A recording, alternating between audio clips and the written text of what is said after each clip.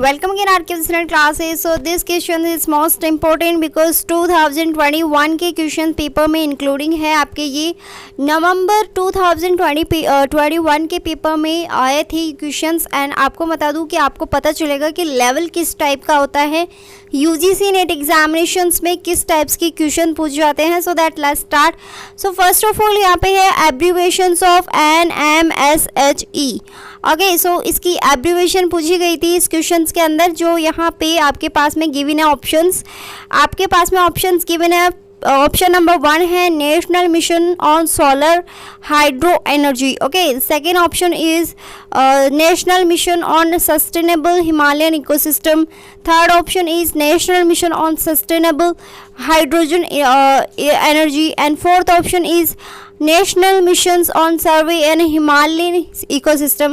So what is the right option? Right option is option number B. Okay, so यहाँ पे option number B is correct because इसका जो right option है national mission of sustainable Himalaya ecosystem, इसकी full form है, इसको कह सकते हैं कि इसकी एब्रीवेशंस है। So next question is which of the following pollutant have adverse implications for human health as well as climate change? It means that कि human health plus आपकी climate change के लिए कौन सी गैसेस है वो जो बहुत ज़्यादा डेंजरस है। तो यहाँ पे सभी गैसेस डेंजरस है, बट यहाँ पे कुछ गैसेस का नाम यहाँ पे दिया गया है। तो देख लेते हैं। नाइट्रोजन गैसेस है, एंड यहाँ पे पर्टिकुलर मैटर है, PM 2.5 के नाम से भी जाना जाता है, ozone, methane and nitrous oxide.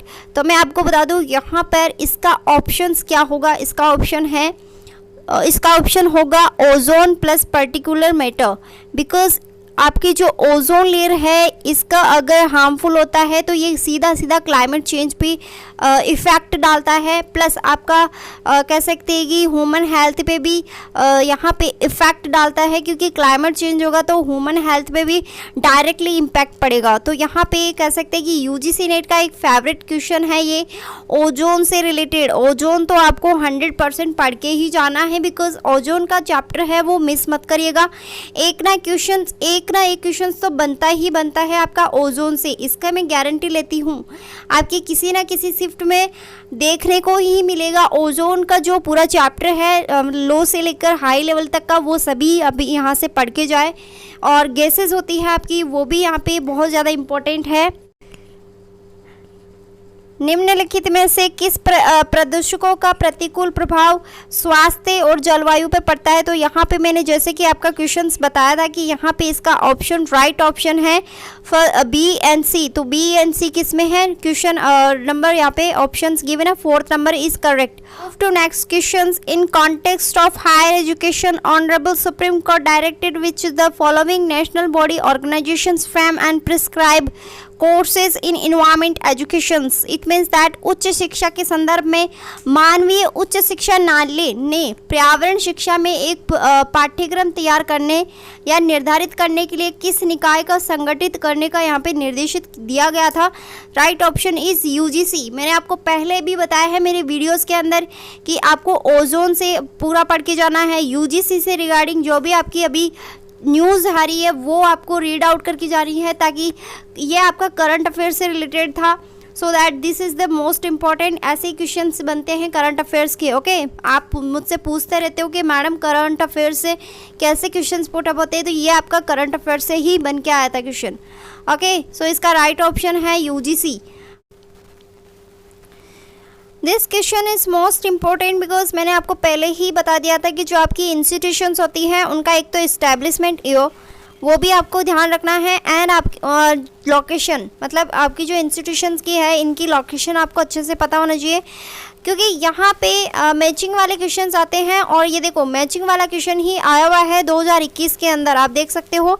And यहाँ पर आप देख सकते हो कि नेक की जो है इस्टेब्लिशमेंट या फिर इसकी लोकेशन कहाँ है, तो सभी को पता होना चाहिए।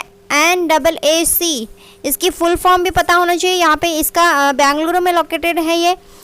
नेक्स्ट वन इज़ NIEDA, तो ये आपका कहाँ है? दिल्ली है, ये बेंगलुरु में है। NDRI देखो NDRI की आपकी फुल फॉर्म पूछी जा सकती है, इसकी होती है N से बन गया आपका नेशनल बन गया, D से हो गया आपका डेयरी मतलब national Dairy Research and Institutions. Okay, NDRI, National Dairy Research Institution. Where is located? Located in यहाँ पे दिया गया है options Karnal. Okay, so located in Karnal. तो नेक्स्ट वन इज CDRI. तो CDRI की फुल फॉर्म क्या होती है? Central drug research institutions. Okay, तो central drug research institutions where is located in Lucknow. So right option होगा आपका इसका. देखो राइट ऑप्शंस नीचे गिवन है, तो यहाँ पे इसका राइट ऑप्शन होगा 2. ओके, तो फर्स्ट में ए में आपका सेकंड मिलान करता है, सेकंड में फर्स्ट. तो इस तरीके के आपका, अगर आपको इसमें से मैक्सिमम 2 क्वेश्चन, 2 भी मतलब याद होंगे ना, जैसे कि नेक का आपको याद है, या फिर आपको NDRI का याद है, या फिर CDRI का याद है लोकेशन, तो आप इजी वे में इन क्वेश्चंस को सॉल्यूशन कर पाओगे. बिकॉज अगर आपको 2 का भी याद रहा ना, तो और तो बाकी सब मैच करने से निकल ही जाता है वहाँ पे, क्योंकि एग्जामिनेशंस में ऐसे ही ऑप्शन दिए हुए रहते हैं कि अगर किसी भी स्टूडेंट्स को 2 भी मैक्सिमम याद है, तो यहाँ पे मैचिंग में ऐसा होता है कि इसका आंसर फाइनली निकल जाता है. तो ये क्वेश्चंस बहुत ज़्यादा इंपॉर्टेंट है. एंड आप सभी को पता है कि मैं आपको नोट्स प्रोवाइड करवाती हूँ ओनली ऑन नॉर्मल प्राइस पे and current affairs also UGC net examination में. प्लीज़ ऐसे ही मोर वीडियोज़ के लिए सब्सक्राइब कर ले अभी से ही, क्योंकि मैं ऐसे ही वीडियोज़ लाने वाली हूँ. So thank you so much for watching this video and please share with your friends.